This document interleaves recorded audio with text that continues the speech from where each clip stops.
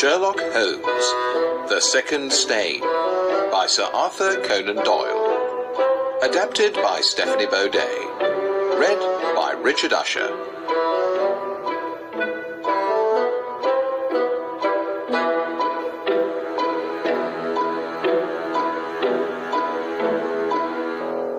Chapter 1.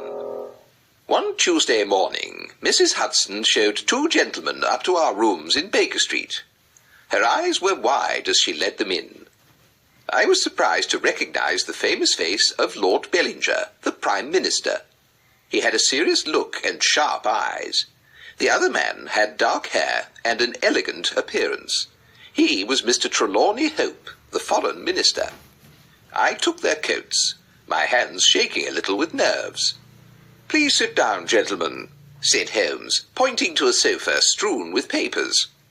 They did so, and it was clear from their anxious faces that a very serious case had brought them here. The Prime Minister's thin, blue-veined hands were clasped tightly over the handle of his umbrella. His face looked gloomily from Holmes to me and back again. The Foreign Minister pulled nervously at his moustache and fidgeted with his watch-chain. It was he who spoke first. "Mr. Holmes," he began, "at 8 o'clock this morning I discovered that an important document has gone missing.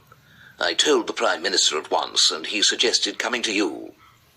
"Have you told the police?" asked Holmes as we both sat down facing them. "No," the Prime Minister said sharply. "We have not, and we must not. I cannot trust that every police officer working on the case would keep the document a secret, and it must be kept a secret." "And why is that, sir?" asked Holmes. "Because the lost document is extremely important. If it were read by the wrong people, it could lead to war. Unless it can be recovered in secret, it may as well not be recovered at all," the Prime Minister explained. Holmes nodded. "I understand. Now, Mr. Hope, please tell me exactly how the document disappeared."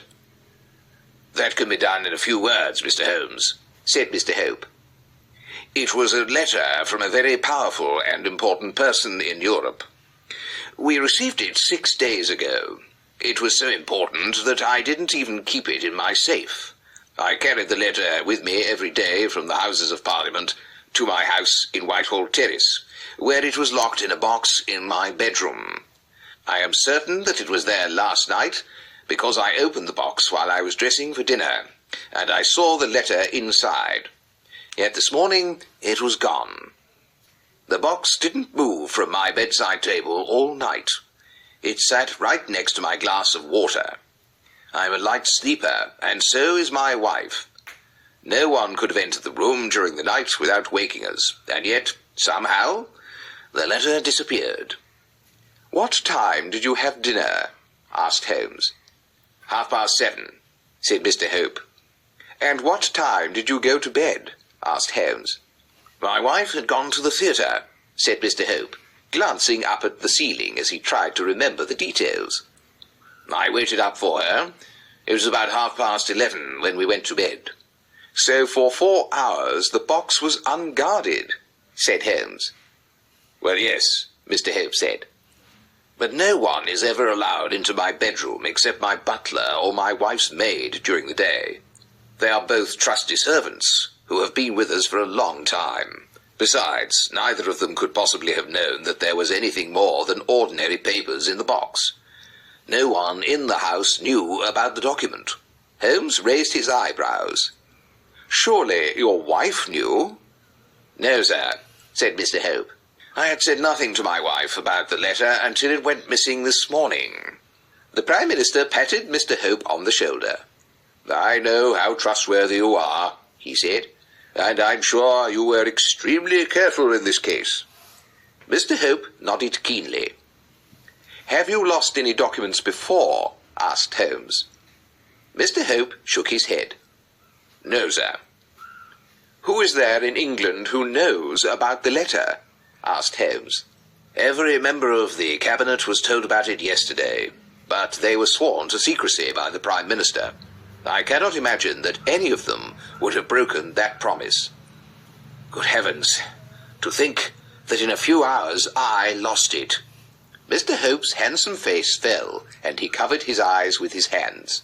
For a moment, we could see the real man, rather than the serious, stern vision of him that was so regularly smeared across the morning newspapers.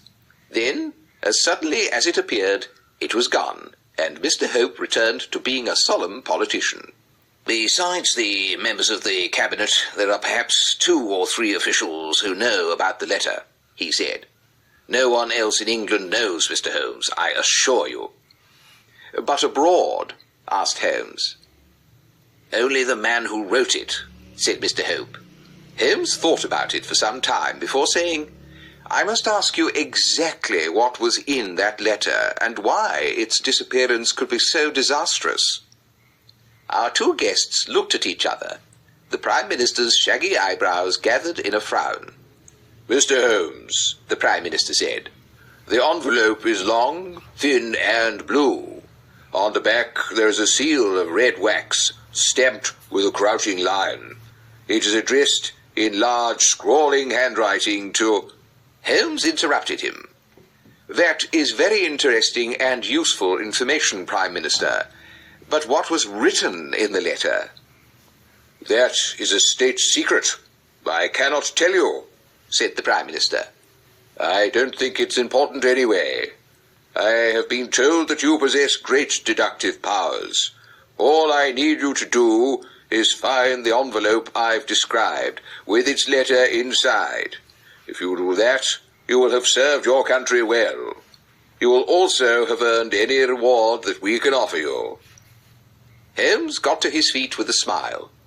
I am sorry, but I can't help you in this matter, he said. You are both very busy men, and I am too. I don't want to waste your time, so you'd best leave.